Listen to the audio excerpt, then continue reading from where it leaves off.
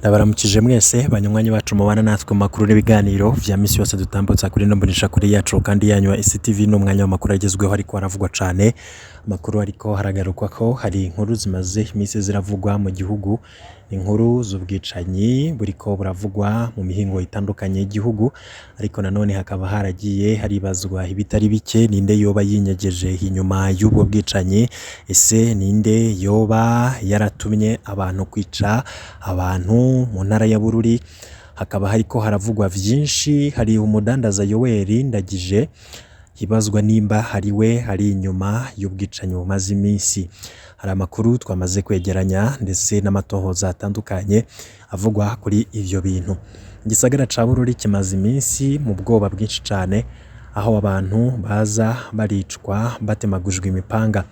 Uko ubwo bwoba ari bwinshi niko n'ibihuha ariko vyiyongera.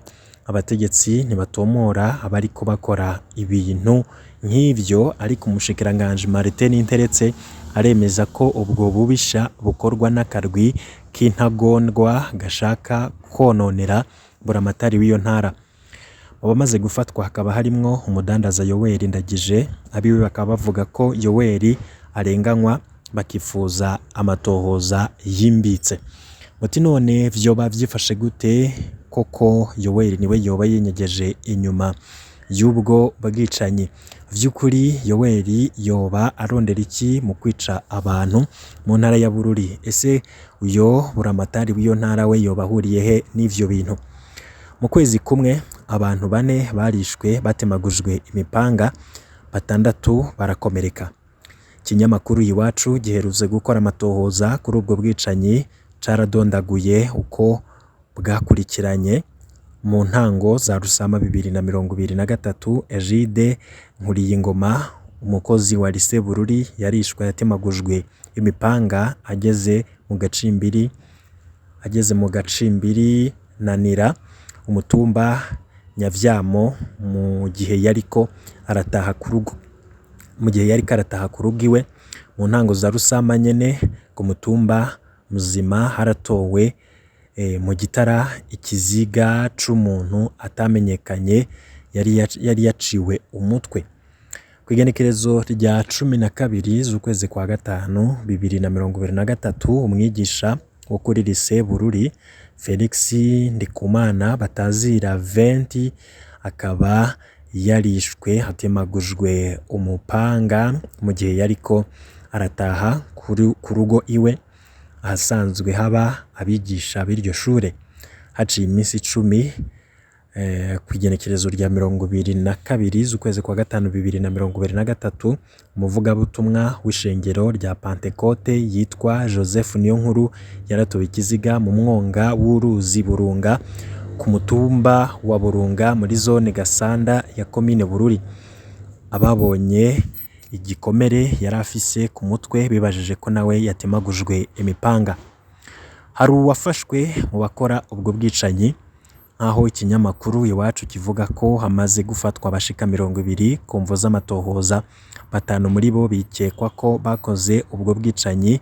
Umwe we akaba avuga ko yafatanywe itonga, yoba yafashwe hari uwahejeje gutema, Imana irakinga ntiyapfa.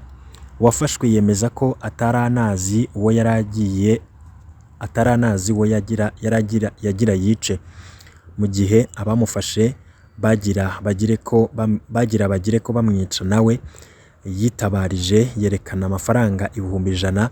Avuga ko uwamutumye kumwica yamwemereye impembo y'300,000 y'amarundi, acaba aramuhaye 100,000, ayandi yari kuyamuha igikorwa giheze. Iwacu ivuga ko uwo muntu yemeje ko uwamutumye ari umudandaza yitwa Yoweri, kandi ko yatumye n'abandi gukora ubwo bubisha. Aho niho havuye ihagarikwa rya Yoweri Ndagije. Iwacu inongera ko hari abakozi 2 ba Yoweri bigeze kwicwa batemagujwe imipanga mu gihe kitari ica kera. Yoweri Ndagije ninde? Yoweri Ndagije ni umudandaza avuka mu gacimbiri ka Munyegeri ku mutumba wa Nyavyamo ni muri zone Muzenga ya komine Bururi.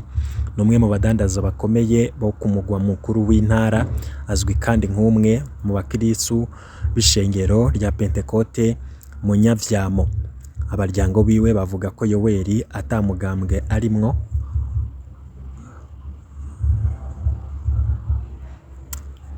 abaryango ba Yoweri bavuga ko atamugambwe arimwo kandi ko ata politiki ajamwo. Kuva izina rya Yoweri rikwiragiye ko ari we yoba ahemba abicanyi batemagura abantu, ibihuha bimwerekeye vyarabaye vyinshi cane ku mugwa mukuru wa Bururi. Hari abavuga ko batazi iyo Yoweri akura ivyo adandaza, bibaza ko biva mu kuzimu, ariko abaryango biwe baremeza ko arangurira muri quartier Asiatique no kuri Avenue de la Maison i Bujumbura, no kuri Avenue de la Mission i Bujumbura. Abantu baravuga cane ko inzu yiwe yigeze gusha, Yoweri akabuza abantu kuzimya kubera yariko akorana n'amashetani. Abaryango biwe baremeza ko inzu yahiye, ko Yoweri yafashe umupira w'amazi ngo azimye, abona biranse aca arabuza abandi kubera yabona umucanwa wari mwinshi wohava uturira abantu. Harakwiragijwe amakuru avuga ko Yoweri yafatiwe ku kivuko mu Rumonge ariko arahunga. Ikinyamakuru Iwacu caragiye kubaza ku kivuko gisanga ayo makuru ntazwi. Abaryango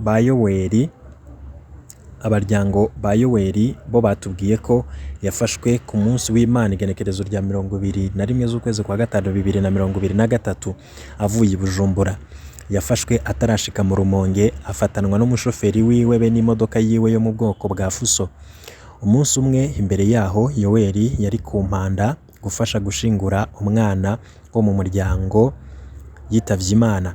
Ku munsi w'Imana mu gatondo aca azinduka aduga, niko gufatirwa mu nzira. Abaryango ba Yoweri Ndagije bavuga ko uwabo arenganywa. Abaryango ba Yoweri bavuga ko batigeze bamenyeshwa ico uwabo azira agifatwa kuwa 21 z'ukwa gatanu 2023. Baramurondeye hose barabura, co kimwe n'umushoferi wiwe. Ariko uwo munsi nyene isaha 12 z'umugoroba, abaryango babonye haza imodoka zibiri, kamyonete double cabine Toyota Hilux zuzuye abapolisi ziza i Nyavyamo aho avuka. Barasaka hose barabura, babandaniriza ku mangazini Ikiremba, barasaka baca bagenda bajanye imipanga asanzwe agurisha. Bukeye kuwa 22 z'ukwezi kwa gatanu 2023, b'abapolisi baragiye gusaka mu Kanyosha i Bujumbura, aho Yoweri yari asanzwe yarubatse inzu, ari naho abana biwe baba, naho barahasaka ntibagira ico bahatora.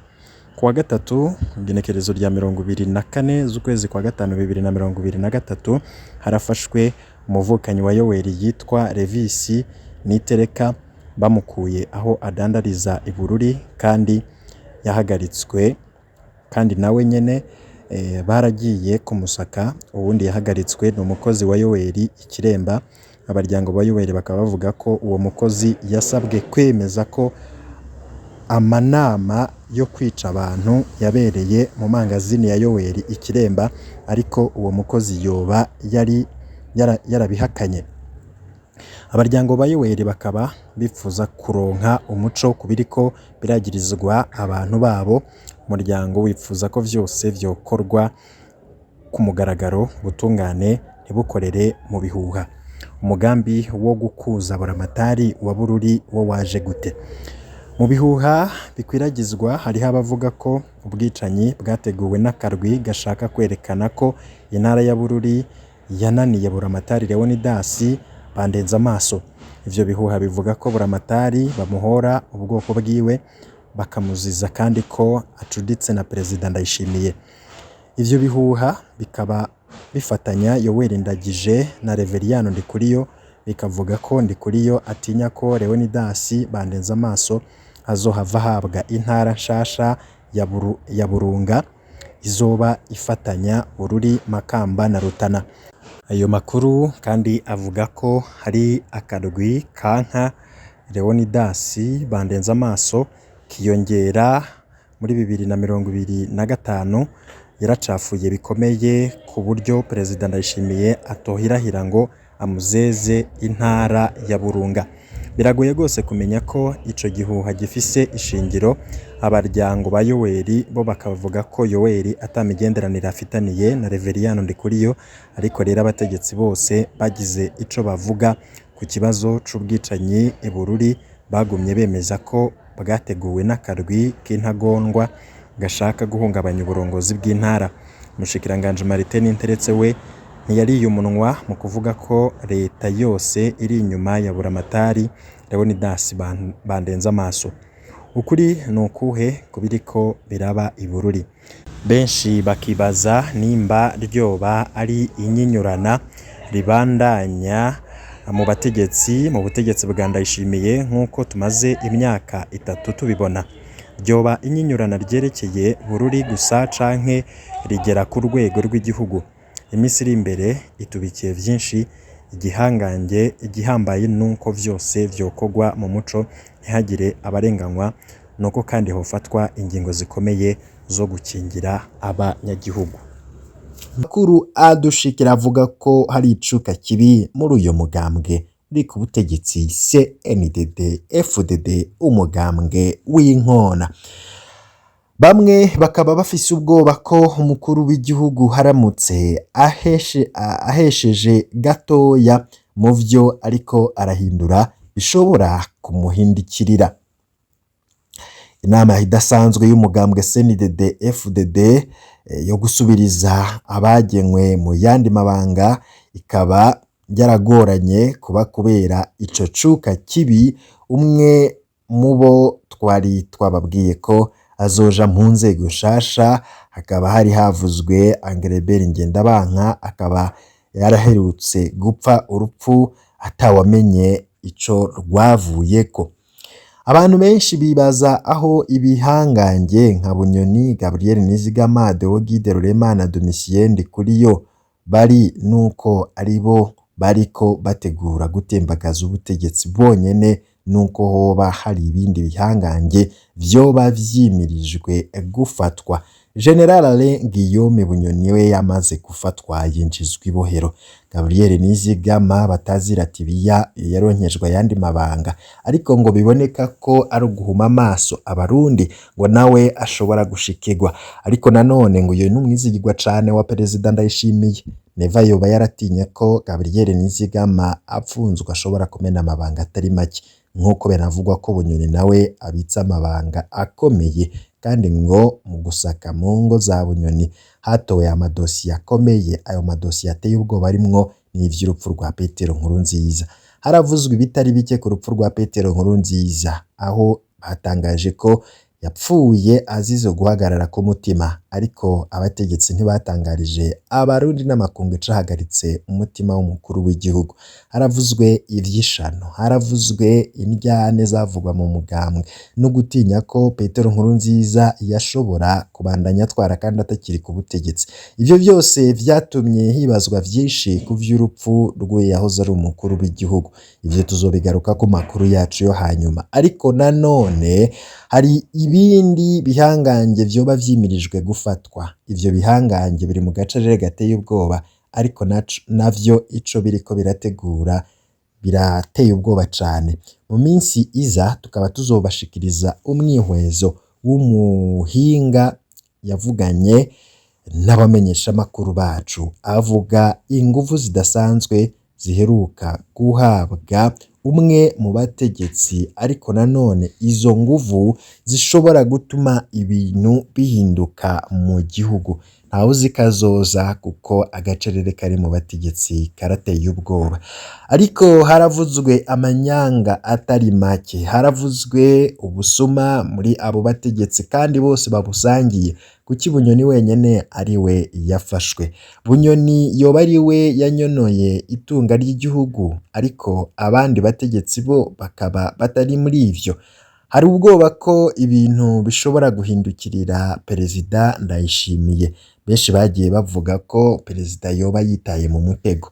Waramushigikiye ni General Prime Niyongabo, Prime Niyongabo nawe avugwa muri ivyo nyene vyo kunyonora itunga ry'igihugu ngo nuko yoba ari we yiba amafaranga agenewe abapolisi n'abasirikare, ariko ngo nta komwakomwa kuko ngo ashigikiwe na Perezida Ndayishimiye, Perezida amukorako agasha. Perezida yavuze ko atagihangange, ariko mu Burundi haracari ibihangange bidashobora gukorwako.